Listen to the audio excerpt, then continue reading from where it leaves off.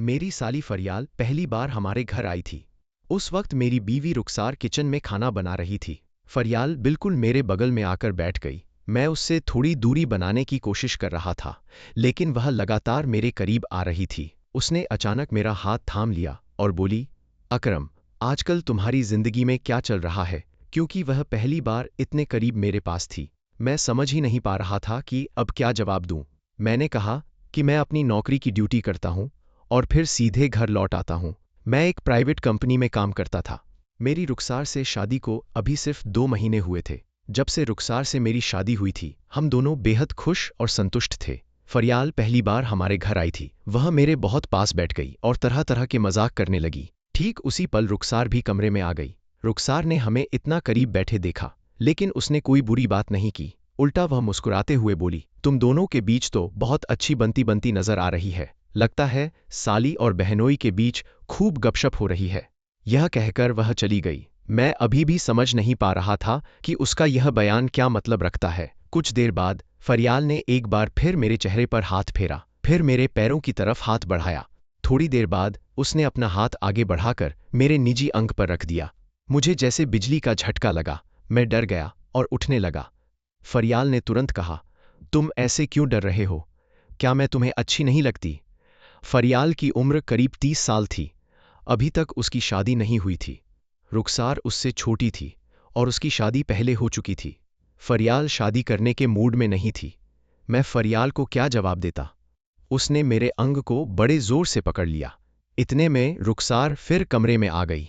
उसने हमें इस हालत में देखा, लेकिन न फरियाल ने कुछ कहा और न ही रुखसार ने कोई प्रतिक्रिया दी। रुखसार हमारे सामने खाना रखकर चुपचाप चली गई। रुखसार ने हंसते हुए कहा, बहुत अच्छा मजाक चल रहा है। मैंने पूछा, तुम्हें इसमें कोई फर्क नहीं पड़ता? रुखसार बोली, क्यों?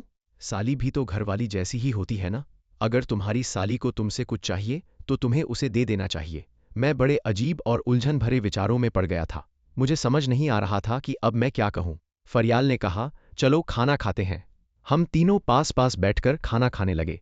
रुखसार भी मेरे पास आकर बैठ गई। वह मुझे कहने लगी कि फरियाल को नाराज नहीं करना चाहिए।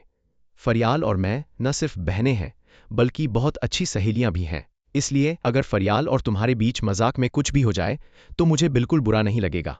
मैं अभी भी सोच रहा था कि रुखसार यह सब क्यों कह रही है। वह मेरी पत्नी है, फिर भी अपनी बहन को इस तरह मेरे पास बिठा रही है।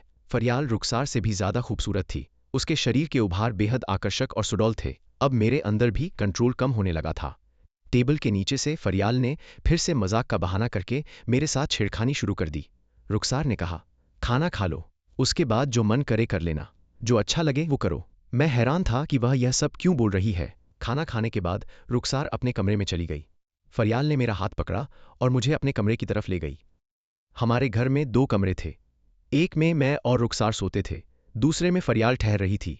यह किराए का मकान था। मैं प्राइवेट जॉब करता था। हम दोनों बहुत खुशी खुशी अपनी जिंदगी बिता रहे थे। मेरी शादी के बाद से रुखसार और मैं एक दूसरे से बेहद प्यार करते थे, लेकिन फरियाल के इस तरह व्यवहार करने और रुखसार के सब कुछ इग्नोर कर देने को मैं अभी तक समझ नहीं पा रहा था।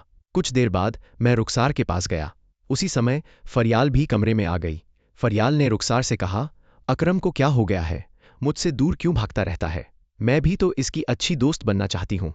रुखसार ने कहा, मैंने तुम्हें पहले ही बताया था ना कि फरियाल को नाराज मत करना। आखिरकार मैंने रुखसार से खुलकर पूछ लिया, फरियाल असल में क्या चाहती है? तुम ही बता दो। फरियाल खुद बोल पड़ी, मैं तुम्हारे साथ पूरा खेल खेलना चाहती हूँ। मैंने कहा, यह कैसे हो सकता है? मेरा तुमसे क्या संबंध है? क्या तुम भूल गई हो? मैं हैरान था कि फरियाल यह सब रुखसार के सामने खुलकर बोल रही है। रुखसार ने कहा, मैं तुम्हें पहले भी बता चुकी हूं कि फरियाल मेरी सिर्फ बहन नहीं, बहुत अच्छी दोस्त भी है। हमारे बीच गहरा रिश्ता है। मैं चाहती हूं कि जो फरियाल कहे तुम उसे मान लो। मैंने साफ इनकार कर दिया। थोड़ी देर बाद रुखसार मेरे पास बैठ गई और बोली, फरियाल इस घर में सिर्फ इसी मकसद से आई है कि तुम्हारे साथ अच्छा वक्त बिता सके। रुखसार ने बताया कि पहले वह और फरियाल एक ही कमरे में सोया करती थीं। दोनों एक दूसरे को बहुत सुकून देती थीं और अच्छा समय बिताती थीं। शादी के बाद फरियाल अकेली रह गई है। उसे भी इन सब चीज़ों की ज़रूरत है, इसलिए रुखसार ने खुद उसे यहाँ बुलाया था। रुखसार ने कहा, अगर मैं फरियाल को साथ नहीं दूंगी तो वह मुझसे नाराज हो जाएगी। मैंने गुस्से में कहा, तुम पागल हो गई हो क्या? तुम अपने पति को इस तरह किसी और के साथ कैसे छोड़ सकती हो? और मैं अपनी साली के साथ ऐसा कैसे कर सकता हूँ? रुखसार दोनों हाथ जोड़कर मेरे पैरों के पास बैठ गई और विनती करने लगी, प्लीज़ मेरी बात मान लो। अगर फरियाल मुझसे नाराज़ हो गई तो मैं बर्दाश्त नहीं कर पाऊंगी। आप मेरी बात मान लीजिए। मैं परेशान था, लेकिन आखिरकार रुखसार की बार बार की विनती पर मैं मान गया। फिर भी मैंने कहा, मैं अकेले फरियाल के पास नहीं बैठ सकता। तुम भी तो फरियाल के साथ पहले खेल चुकी हो, तो हम तीनों मिलकर एक साथ नहीं खेल सकते। रुखसार ने कहा, अगर तुम्हें कोई ऐतराज नहीं तो फरियाल और मुझे भी कोई फर्क नहीं पड़ता, क्योंकि फरियाल मेरी सबसे अच्छी दोस्त है। हम पहले से ही सब जानते हैं। थोड़ी देर बाद मैं फरियाल के पास गया और बोला कि अकरम मान चुका है। फरियाल तुरंत कमरे में आई। अब फरियाल को बर्दाश्त नहीं हो रहा था। वह आते ही मेरे साथ खेलने लगी। फरियाल को बहुत मज़ा आ रहा था। उसने बहुत अच्छे तरीके से खेलना शुरू कर दिया। एक तरफ मैं और रुखसार अपने हिसाब से खेल रहे थे, जबकि मेरा अंग फरियाल के पास था। फरियाल उसे बड़े प्यार से संभाल रही थी। फरियाल ने कहा, अब मुझसे यह सब बर्दाश्त नहीं हो रहा, आप मुझे खेलना सिखा दीजिए। मैं समझ गया कि अब क्या करना है। थोड़ी देर बाद फरियाल मेरे सामने थी। उसके लिए यह पहला अनुभव था। रुखसार के साथ वह समय बिताती थी, लेकिन किसी पुरुष के साथ आज तक उसने ऐसा कुछ नहीं किया था। रुखसार ने मुझे कहा, देखना, इसे कोई तकलीफ ना हो। अगर इसे तकलीफ हुई तो वह सच में मुझसे नाराज हो जाएगी। मैंने कहा, खेल में थोड़ी बहुत तकलीफ तो आती ही है, मैं कोशिश करता हूँ। मैंने बहुत प्यार से फरियाल के साथ कोशिश की। शुरू में फरियाल को काफ़ी दर्द और परेशानी हुई, लेकिन आखिरकार मंजिल हासिल हो गई। जैसे ही मंजिल मिली, फरियाल की खुशी का ठिकाना न रहा। वह भी यही चाहती थी। अब मेरे खेल से फरियाल और रुखसार दोनों बहुत खुश थीं।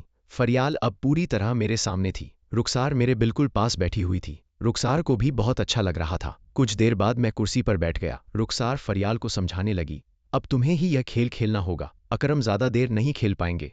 फरियाल मेरे बहुत पास आकर खेलने लगी। जैसे जैसे वह खेल रही थी, मुझे भी बहुत अच्छा लग रहा था, लेकिन मुझे डर था कि कहीं मैं जल्दी थक न जाऊं, और वही हुआ। थोड़ी देर बाद मैं पूरी तरह थक चुका था, लेकिन रुखसार और फरियाल दोनों मेरे पास थीं।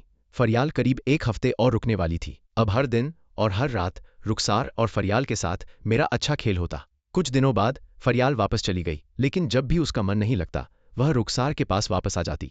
आखिरकार फरियाल की शादी हो गई। वह शादी करके दूसरे शहर चली गई। उसके बाद फरियाल और मेरे बीच कोई संबंध नहीं रहा। मैं भी अब नहीं चाहता था। मैं सिर्फ और सिर्फ रुखसार का पति बनकर रहना चाहता था।